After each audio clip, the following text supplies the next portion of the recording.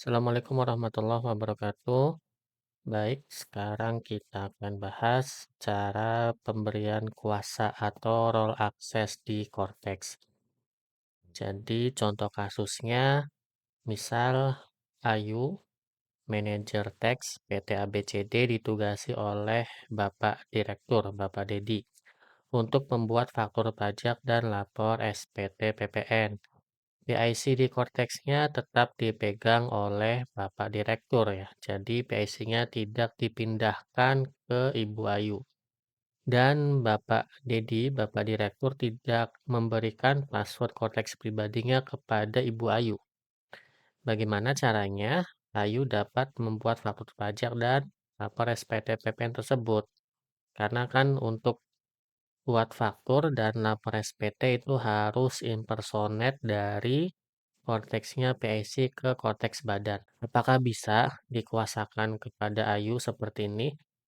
Nah, jawabannya adalah bisa. Jadi caranya yang pertama, Ayu harus dapat login Cortex terlebih dahulu. Ya, ini sudah jelas ya. Jadi Ayu harus bisa login Cortex. Jika memang Ayu ini belum punya NPWP dan memilih menjalankan kewajiban pajaknya bergabung dengan suami, nah maka Ayu ini harus mendaftarkan nicknya di Cortex dengan cara minimal sekali itu pilih daftar di sini kemudian hanya registrasi. Sehingga nanti status NPWP-nya menjadi belum aktif SPDN. Jika Ayu sudah punya NPWP ya tinggal bisa login Cortex saja ya dengan aktivasi akun atau dengan lupa kata sandi.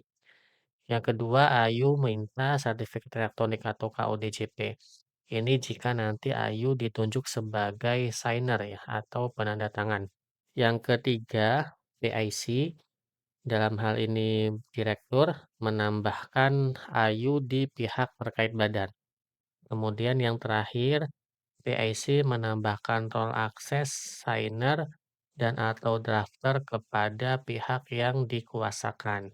Untuk kuasa wajib pajak ya ini dapat dibaca ya untuk aturannya di pasal 32 Undang-Undang KUP, kemudian di pasal 51 sampai dengan 53 PP 50 tahun 2022 dan di PMK 299 tahun 2014.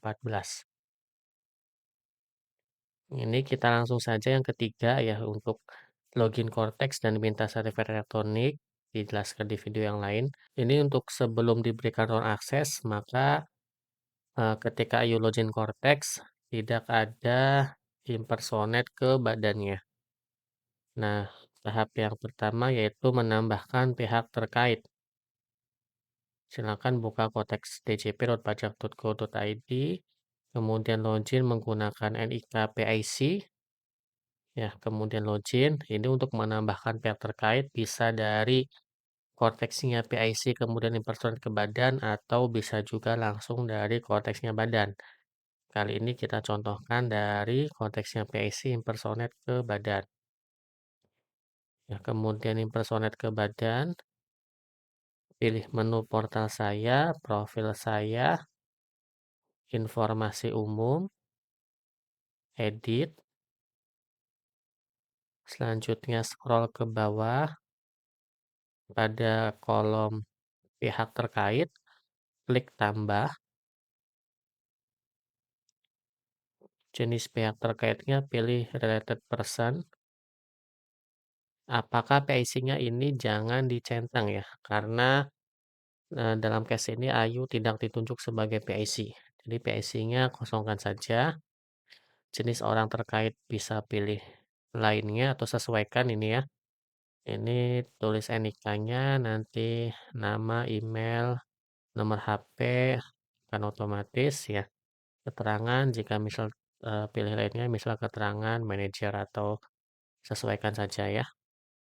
Tanggal berakhir ini jangan diisi ya. Rasanya tidak perlu diisi.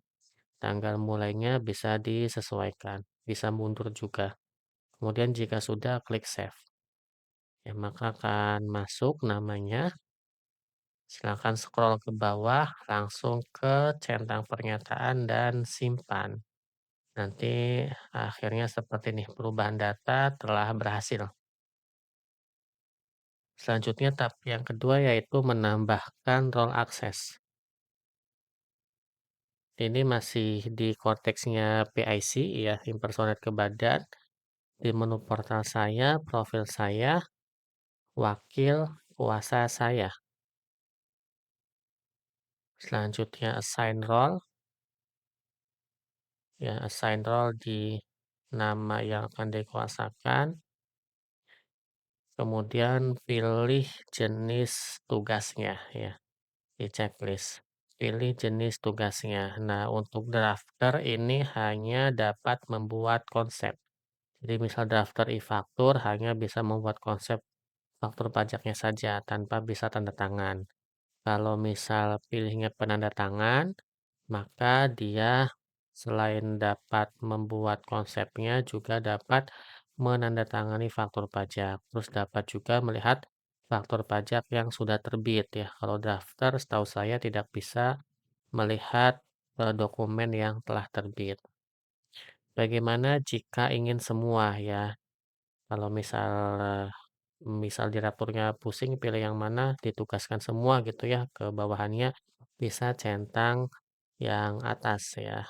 Nanti semua penugasan, akan bisa dikuasakan.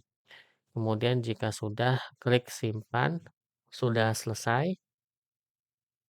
Nah ini, setelah diberikan role access ya, login dengan NIK yang dikuasakan, dalam hal ini Ayu, kemudian Ayu bisa impersonate ke badannya. Setelah itu silakan bisa buat faktur, lapas PT, atau yang lainnya. Nah, kemudian apakah di konteks ini ketika kita mengkuasakan ya, apakah harus membuat surat kuasa? Nah, untuk surat kuasa tetap dibuat ya, karena aturannya di PMK 299 tahun 2014. Ini ada surat kuasa khusus ya jika dikuasakan. Namun surat kuasa ini tidak perlu dilampirkan di Cortex.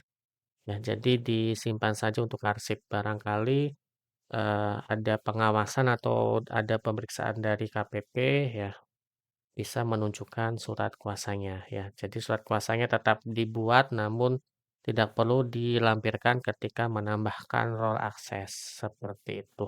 Baik, sekian teman-teman untuk video kali ini. Terima kasih atas perhatiannya. Semoga bermanfaat. Wassalamualaikum warahmatullahi wabarakatuh.